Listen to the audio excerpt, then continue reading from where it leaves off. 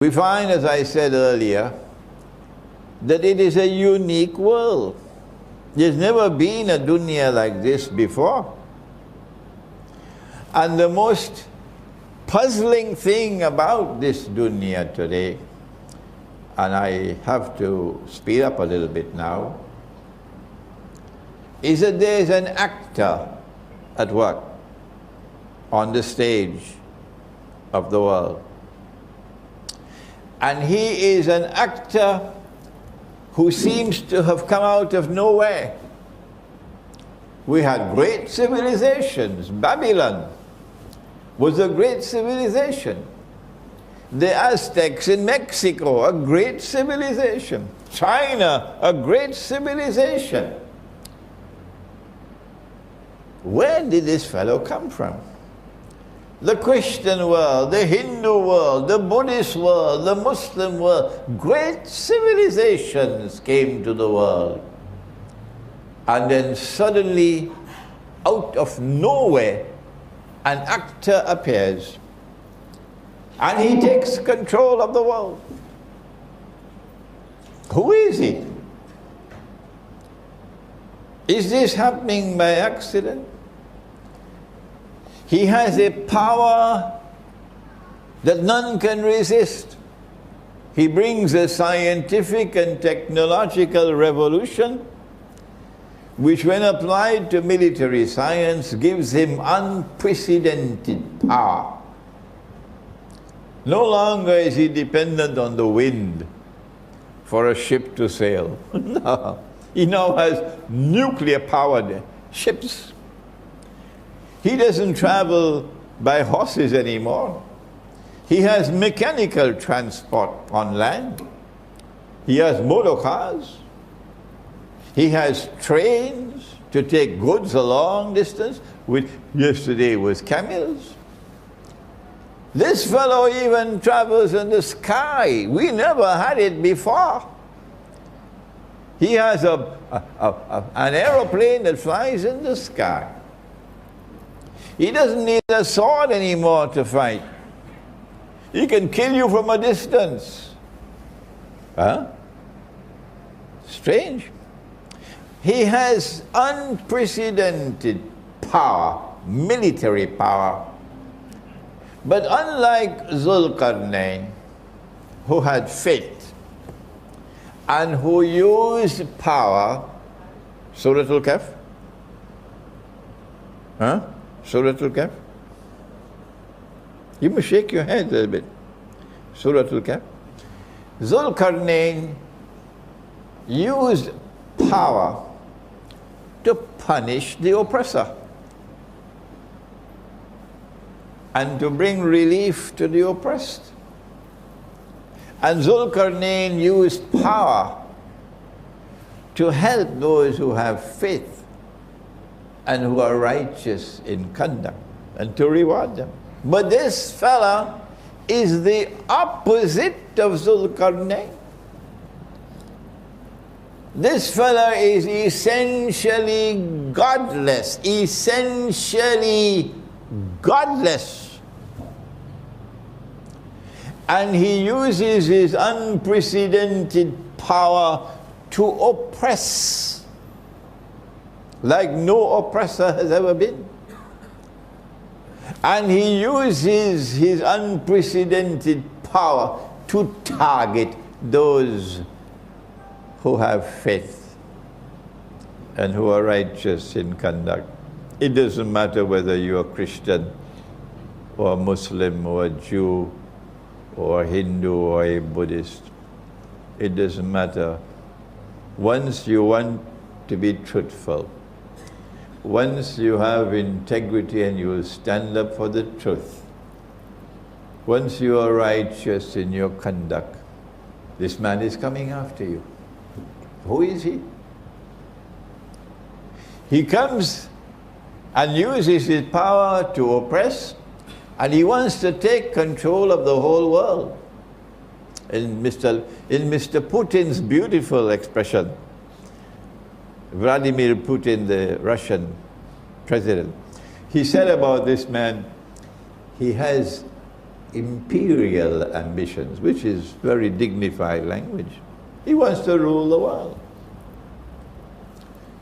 This fellow embarks upon an effort to rule the world, but we find him moving through 3 stages, and I gave this lecture right here in this surah just before Ramadan. And Allah spoke about it in the Quran in Suratul Mursalat. Allah says, Intaliku ila zillin dhi salathi shu'ab. Proceed now.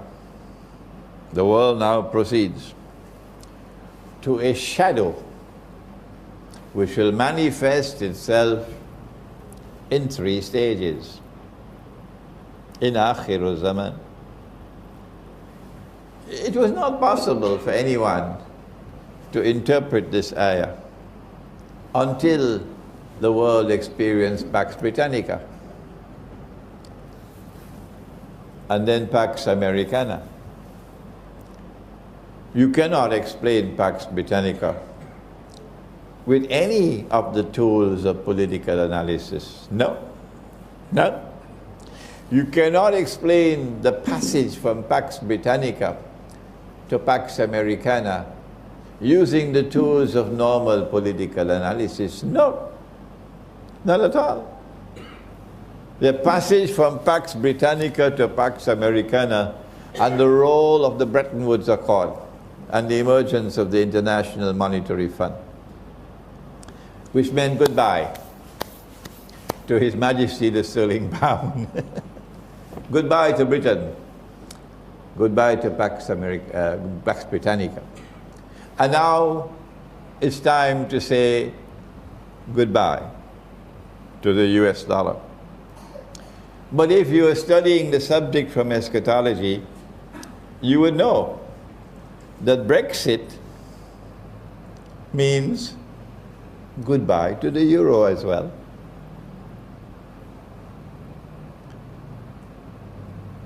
That we are now located at a moment in time when the entire monetary system